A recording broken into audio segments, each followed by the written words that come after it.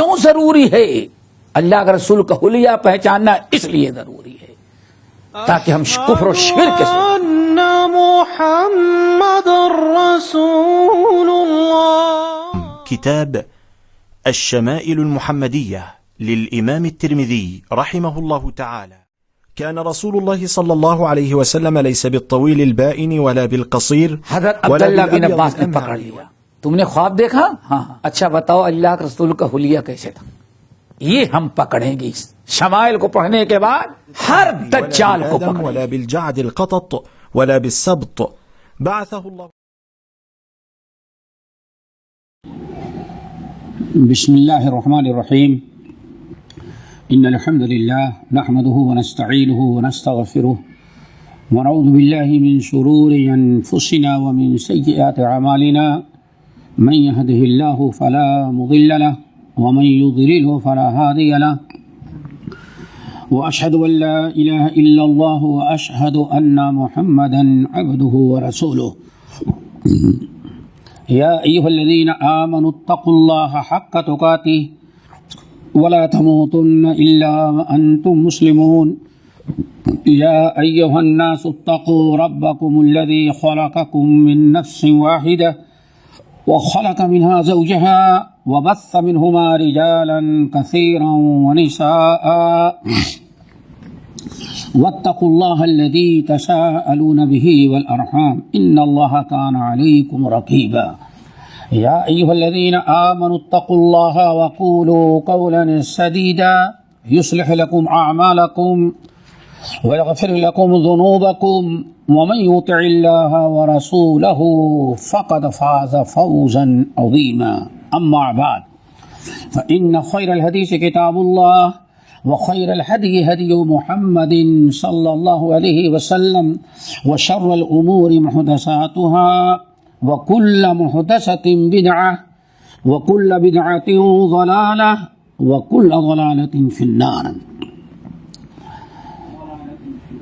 باب ما جاء في صفة مغفر رسول الله صلى الله عليه وسلم.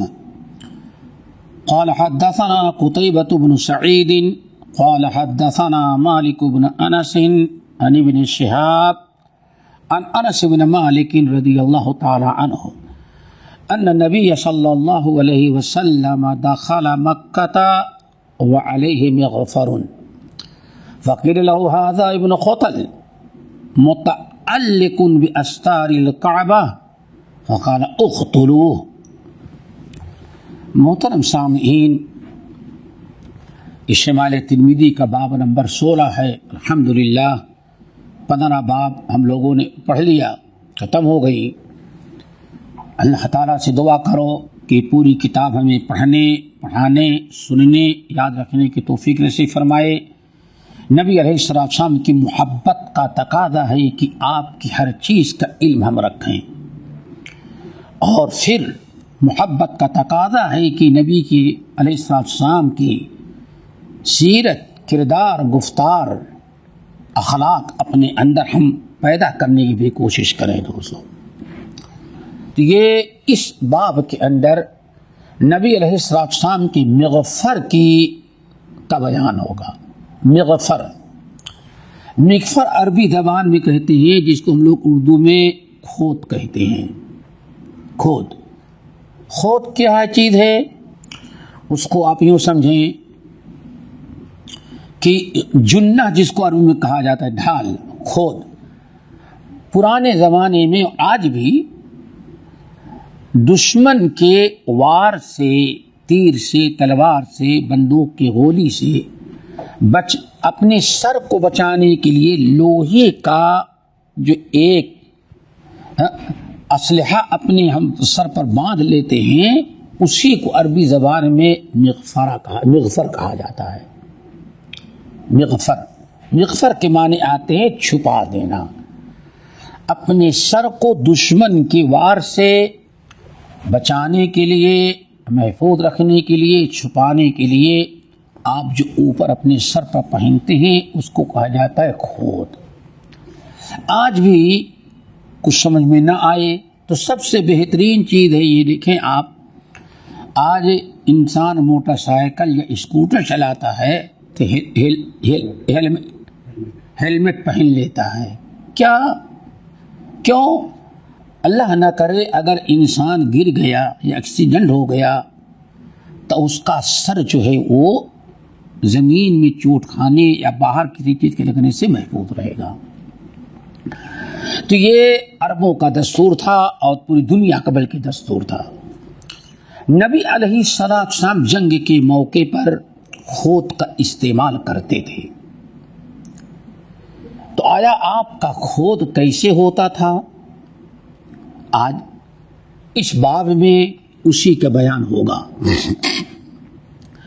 حدیث امام ترمذی رحمۃ اللہ علیہ نقل کرتے ہیں قتیبہ ابن سعید جو مشہور استاد ہیں، اور قتیبہ ابن سعید امام مالک رحمۃ اللہ علیہ سے نقل کرتے ہیں، اور امام مالک رحمۃ اللہ علیہ حضرت ابن شہاب امام زہری سے نقل کرتے ہیں، اور زہری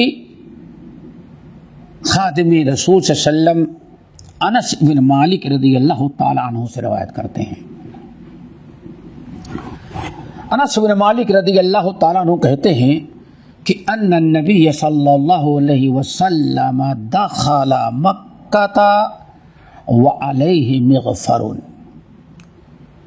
فقیل له هذا ابن خطل متعلق باستار الكعبہ وقال اقتلوه. انس بن مالک رضی اللہ تعالیٰ عنہ کہتے ہیں کہ فتح مکہ کے موقع پر جب نبی علیہ السلام مکے میں داخل ہوئے تو آپ کے سر مبارک پر مغفر تھی، کھود آپ پہنے ہوئے تھے، چونکہ ایک قسم کا جنگ کا موقع یہ تھا. اور جب آپ خود پہن کر کے مکے میں داخل ہوئے تو لوگوں نے کہا یا رسول اللہ ھذا ابن خطل، یہ دیکھو ابن خطل، یعنی اس کا نام عبداللہ تھا، عبداللہ ابن خطل، یہ دیکھیں عبداللہ بن خطل خانہ کعبہ کا پردہ پکڑ کر کے حرم سے خانہ کعبہ سے چپکا ہوا ہے. آپ نے فرمایا اقتلوہ، اس بدبخت کو فوراً قتل کر دو. یہ ہے، اس حدیث سے کئی چیزیں معلوم ہوئی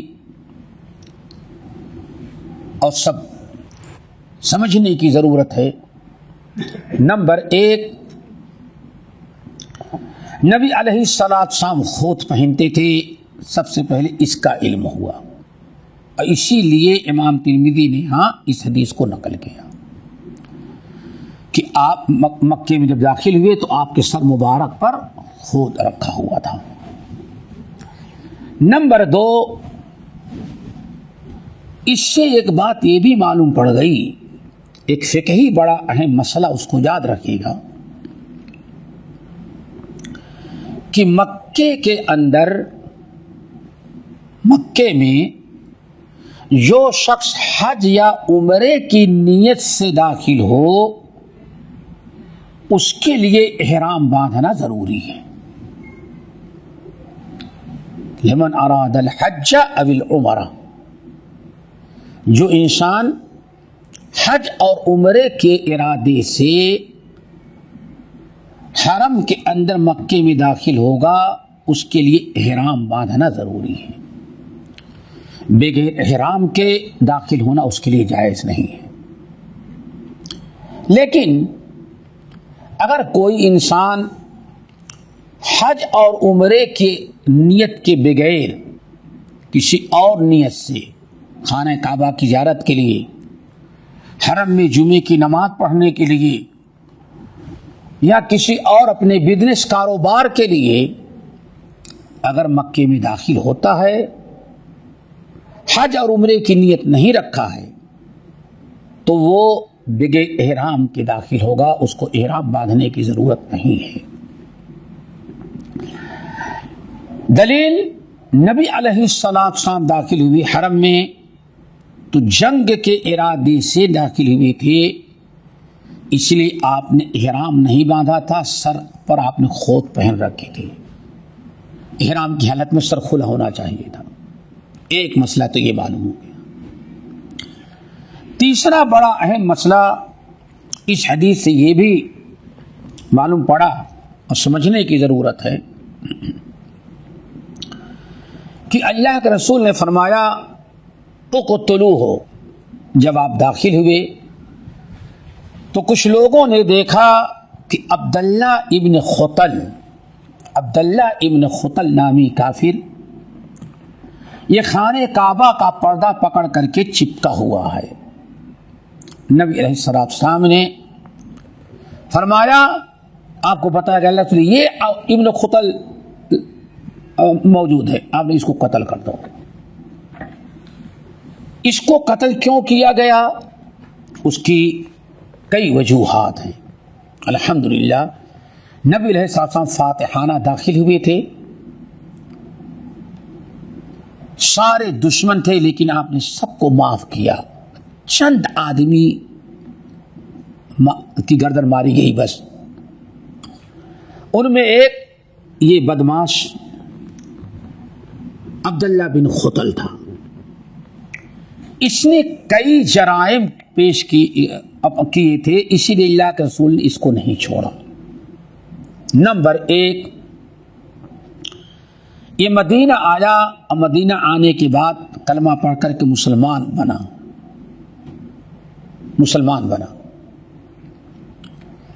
اور مدینے میں آپ کے ساتھ رہنے لگا.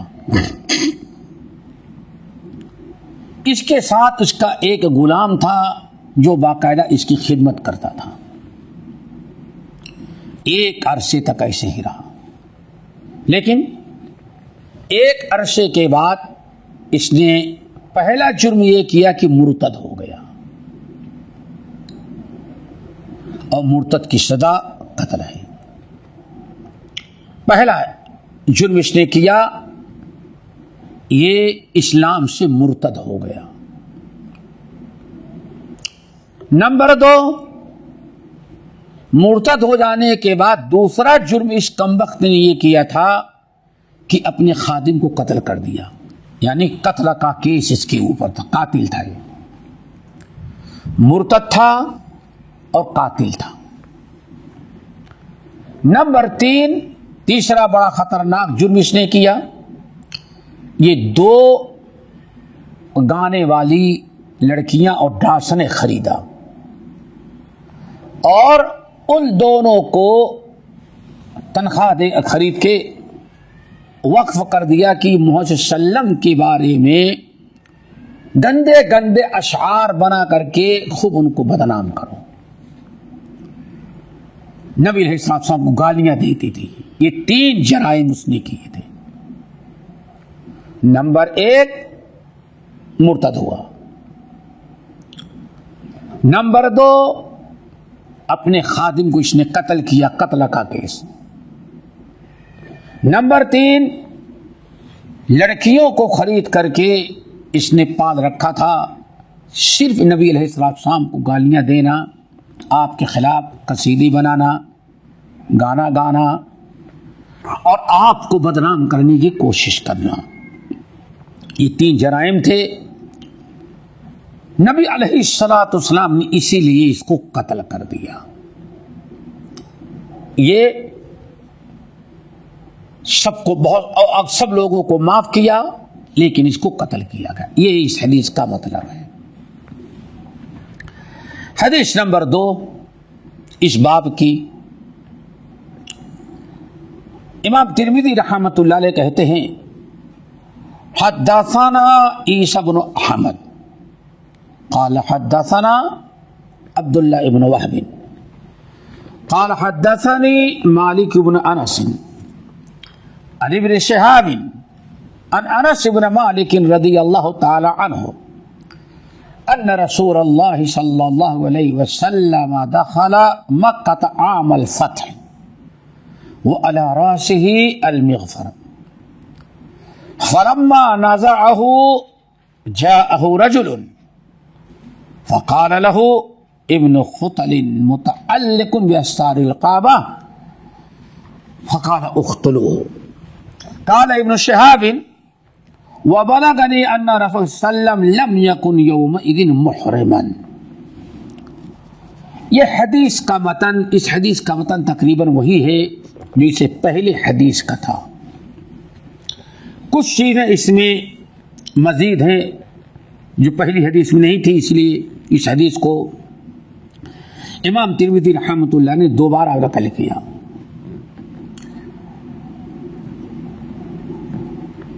امام انس بن مالک رضی اللہ تعالیٰ عنہ کہتے ہیں کہ ان رسول اللہ صلی اللہ علیہ وسلم دخل مکہ عام الفتح، عام فتح.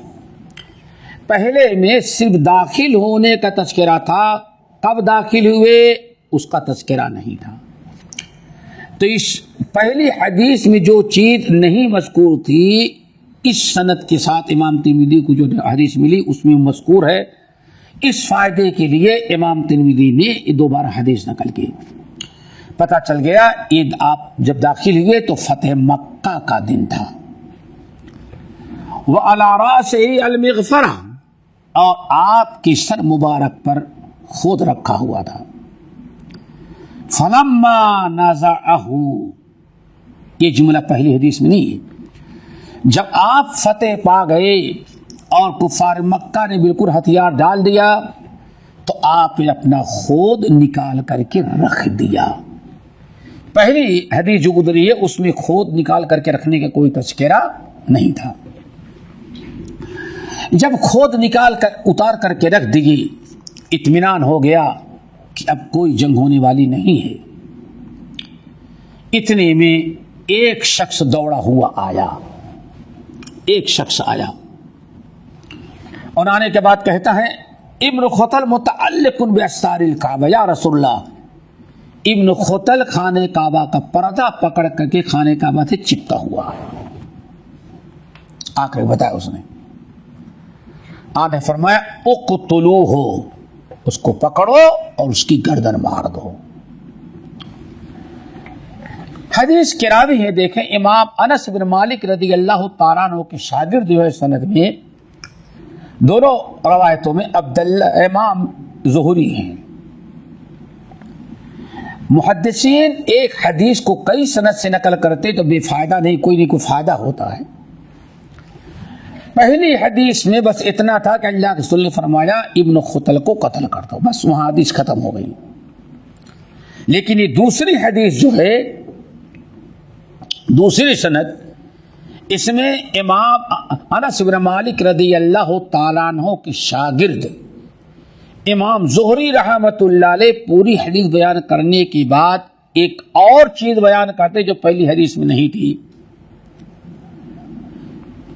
کہتے ہیں امام زہری نے کہا وَبَلَغَنِي، ہمیں دوسرے صحابہ سے معلوم ہوا ہے، اللہ اکبر، ہمیں دوسرے لوگوں سے مزید معلوم ہوا کہ ان رسول اللہ صلی اللہ علیہ وسلم لم یکن یومئذ محرما، نبی علیہ السلام مکے کے فتح مکہ کے موقع پر جب مکے میں داخل ہوئے تھے تو آپ احرام کی نیت سے نہیں تھے. پہلے کوئی یہ کہہ سکتا تھا کہ نہیں اللہ کے رسول احرام کی حالت میں لیکن جنگ کی وجہ سے اپنا خود پہنے ہوئے تھے. مکے میں کوئی انسان بغیر احرام کے داخل نہیں ہو سکتا. کچھ لوگ یہ کہہ سکتے تھے اور ہے. اب آئی نبی علیہ السلام خود پہنے تھے تو کہتے اللہ کے رسول مجبوری کے بنا پر جنگ کی وجہ سے پہنے ہوئے تھے. اس اشکال کو دور کرنے کے لیے، ختم کرنے کے لیے امام زہری رحمۃ اللہ علیہ کہتے ہیں بلغنی، مجھے یہ بات ہمارے اساتذہ سے معلوم ہوئی ہے کہ اللہ کے رسول فتح مکہ کے دن داخل ہوئے تھے تو احرام کے بغیر داخل. وضاحت ہو گئی، اشکال دور ہو گیا. چلو یہ ان حدیث، یہ جو دو تین حدیثیں گزری ہیں ان سے ایک مسئلہ یہ بھی ثابت ہو گیا، وہ یہ کہ نبی علیہ السلام میدان جنگ میں اسباب اور وسائل ساری چیزیں استعمال کرتے تھے دشمن سے بچنے کے لیے. اللہ تعالیٰ نے جو چیزیں ہمارے لیے پیدا کی ہیں نبی علیہ السلام ان کا اہتمام کرتے تھے، ان کو استعمال کرتے تھے، توکل کے خلاف نہیں۔ ہمارے چینل کو سبسکرائب کیجیے اور بیل آئیکن کو دبانا نہ بھولیے تاکہ آپ کو نئی ویڈیو برابر ملتی رہیں۔ لائک اور شیئر کرنا نہ بھولیے۔